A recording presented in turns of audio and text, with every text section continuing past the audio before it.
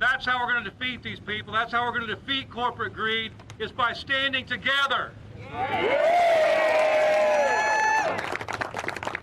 You know, this is a historic moment. The first time in our country's history that a sitting USA president has came out and stood on the picket line.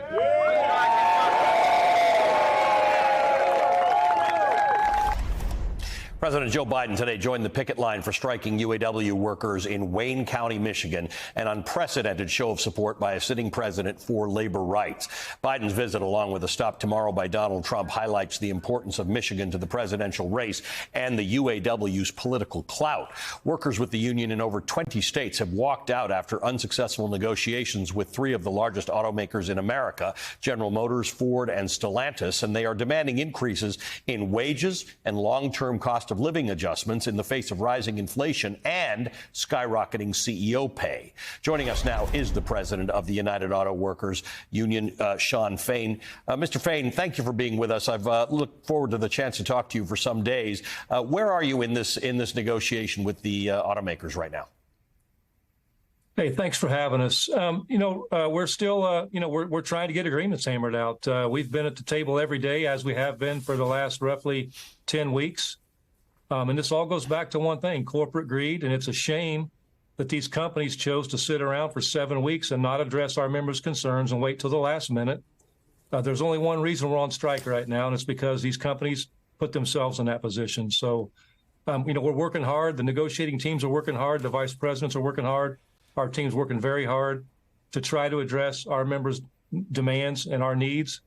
And it's up to the companies. And if things continue to regress or not move forward, then we'll be taking more action. Normally, sometimes on big strikes like this, meaningful strikes that affect the economy potentially and lots of workers and lots of people, administrations do get involved, but it's usually at the negotiating table. It's very unusual for a president to go to the picket line. What do you think about that? And do you think it will have any influence on the outcome? I think it's a historic day. I mean, just from the fact that the president chose to come and stand up with workers. This is, and this was about our members. I mean, I don't want to sidestep what this is all about. I mean, the members, being out there standing up for their future and for a better future, are what brought the president here. And it's a great testament to see him come here. And, I think his comments were very well received. Him recognizing the sacrifices our members made. He was there back in the Great Recession, and he recounted, the sacrifices our members made, and also how our members have not kept up since then and have not been paid back when they've generated all these great profits for the companies. So, it was definitely good to see. So you have come up with a pay increase demand that the auto workers have said, the auto companies have said is outsized. Now, you've done this through math, through the concessions that you've made, cost of living adjustments, inflation, and then you've also talked about what the CEOs of the companies have made and the increases that they've had. Today, when the president was there, a reporter asked President Biden if he supported the union's demand. The reporter, I believe, said for a 40% wage increase over 4 years. Now, it's very hard to make sense of what was actually happening because a number of your members there said yes. And the president responded, and it's unclear what he said. The White House subsequently said that the president said something like, yes, I think they should be able to bargain for that. What's your understanding of what the president said in response to your demands for 36% wage increases? I don't know what he said. I didn't hear that. But the thing to me is this is about the companies and corporate greed. I mean, let's talk about those facts again. $250 billion in profits over the last decade the Big Three have made.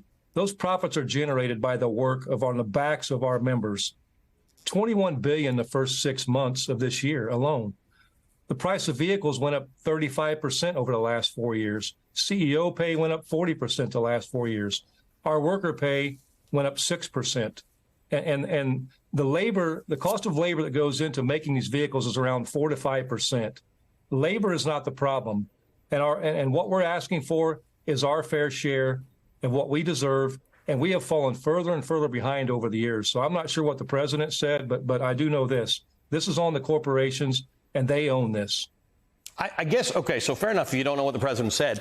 But I guess it's important for you to know what he thinks, what you think he believes, or what the American people believe. The support for unions is been going up in the last several months, and unusually, sometimes there's support for unions, but when there are actually strikes, the public support diminishes a little bit. But that has not been the case with the Writers Guild, with SAG-AFTRA, with the Teamster strike that didn't happen at UPS, and with your strike. Public support for the strikes is strong, and that actually is bipartisan at this point. Yes, and I believe, it's not just our fight. This is a working class issue. It doesn't matter if you're a UAW member, if you're a member of another union, or if you're not a member of a union at all. This is about economic and social justice for the entire working class. And that's the issue here. This country in the last 40 years, some of the pundits want to talk about this being class warfare, that we're asking for our fair share. Class warfare has been going on in this country for the last 40 years. And the warfare that's been going on is the billionaire class and the corporate class have been taking all the profits, and the workers are being left with the scraps, and they're scraping to get by paycheck to paycheck. Whether you're union or non-union, we can all identify with what that's like. So I believe, the majority of America gets it, and they're fed up with living this way. It's time we turn this around, and that's what this battle's all about. And I think everyone understands that, and we all share in that. Sean, one of the arguments that you make with the companies when you go in there, when they say this is outsized, we'll give you something, and they're offering you some increases, but not what you're asking for. And then you put up, as we put up on the screen, we'll put it up again, the increases that the CEOs of those companies have had. CEO Mary Barra, General Motors. These are over slightly different time periods, but 29 million. Jim Farley at Ford, 21 million. Carlos Tavares, $24.8 million. What do the companies say when you say, but you were able to give your CEOs bonuses? In fact, the CEO of GM said, most of this is not my salary, it's a performance bonus. Don't you have the same argument back to them so give us the performance bonus? Yeah, I don't honestly, I don't think they care. This is about one thing. It's about corporate greed. It's about the bottom line, and it's about taking everything. Jon Stewart said it best a few months back when he talked about, in the bad times, the companies want to socialize their losses. It's all put on the backs of the workers. We pay for it. But in the good times and the high profits, they want to keep it all. It's all theirs, and they want to privatize it. And I think that's just a testament to who they are. I don't know how no one's worth $29 million a year. I don't know how somebody makes that kind of money. A worker on the line would have to work 400 years to make what one of these CEOs makes in a year. There is something severely wrong with this system. If we're saying that's okay, it's not okay. No one is worth that much money. I don't begrudge anybody for doing well, but they shouldn't do it on the backs of everyone else, and other people have to starve to death in order for them to get there.